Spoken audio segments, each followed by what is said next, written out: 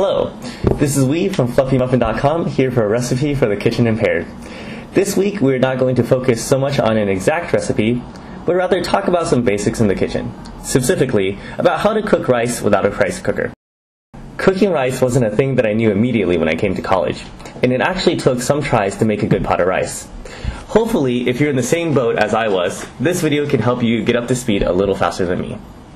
For me, I'm using a smallish pot to boil 2 cups of rice. After putting your rice into the pot, make sure you wash the rice by rinsing the rice and decanting the water a few times. Afterwards, put enough water into the pot so that if you stick your finger into the water where your fingertips just touch the rice, the water line should be around your first knuckle.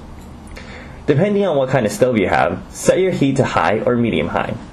You don't have to worry so much about the exact temperature because we're trying to get the water to boil fairly quickly.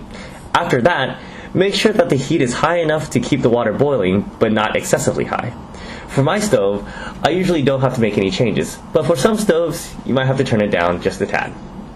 The trick to having good rice is that you want to time the rice being completely done exactly when all the water has evaporated. If you measured your water right and you kept the water boiling, then this should be fairly easy.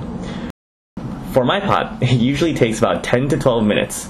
Once all of the water has evaporated, turn the heat off from the stove, remove the pot, and let it sit for a few minutes. As with all food, don't be afraid to experiment provided you don't hurt yourself. And happy cooking!